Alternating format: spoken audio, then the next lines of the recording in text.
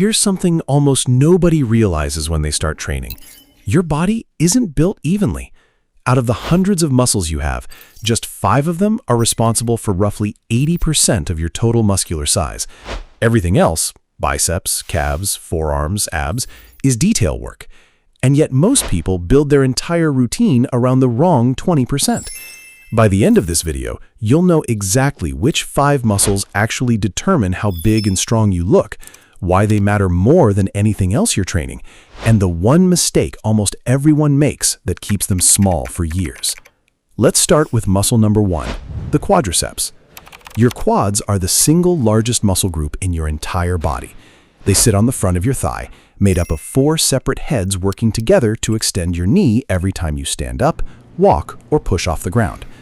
Because they're so large, they have an enormous amount of growth potential, more raw muscle fiber than almost anything else you own. The problem is that most people train their upper body obsessively and treat leg day as optional. Skipping your quads isn't just a cosmetic mistake, it's leaving the single biggest lever for size on the table. If you want real muscular size, heavy compound movements like squats and leg presses need to be non-negotiable, not an afterthought. Muscle number 2, your lats, the latissimus dorsi. This is the muscle responsible for that wide, tapered look, the one that makes your waist look smaller by comparison. Your lats run from your lower back all the way up to your upper arm, and their job is to pull your arm down and toward your body. This is exactly why pulling movements, pull-ups, rows, lat pull-downs, are so effective at building width. Most people who complain about having a small back aren't actually undersized, they're undertrained. The lats respond dramatically to volume and range of motion, and because they're a large, dense muscle, growing them has a bigger visual impact than almost any isolation exercise you could do instead.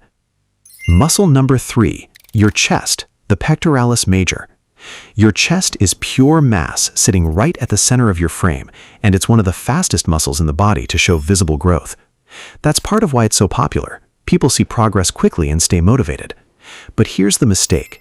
Most people only train the middle of the chest with flat bench presses and ignore the upper and lower portions entirely.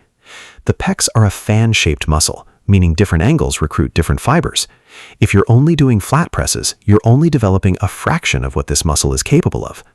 Incline and decline pressing movements aren't optional extras. They're how you unlock the rest of the size sitting right there waiting to grow. Muscle number 4, your shoulders, the deltoids. Your shoulders sit at the very top of your frame, which means they influence how everything else looks.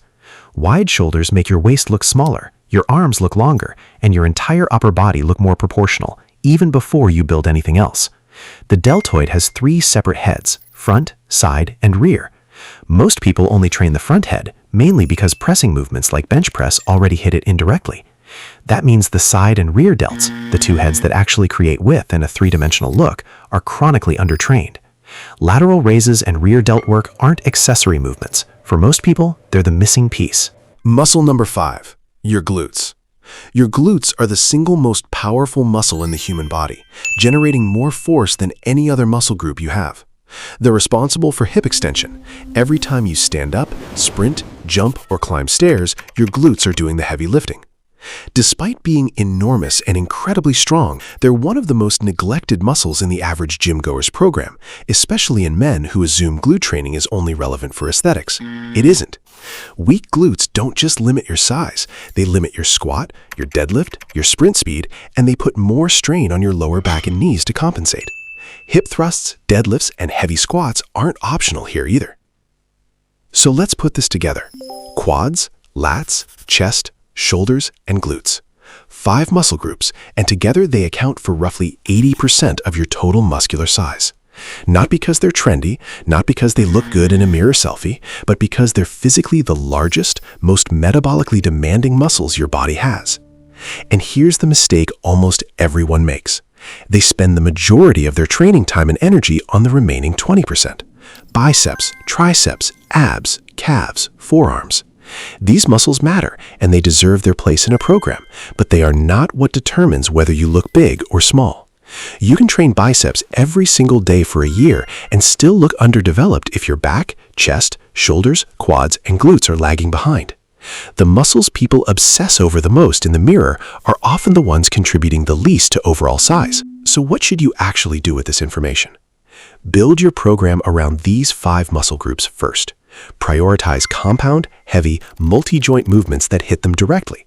Squats for quads and glutes, rows and pull-ups for lats, presses at multiple angles for chest, pressing and raises for all 3 deltoid heads, and hip-dominant movements for glutes. Once those are locked in and progressing, then and only then layer in the smaller muscles as accessory work, not the other way around. This isn't about ignoring the rest of your body. It's about understanding where your effort actually pays off the most. 5 muscles, 80% of your size. Train accordingly. Follow Inside Biology for more. Your body explained simply.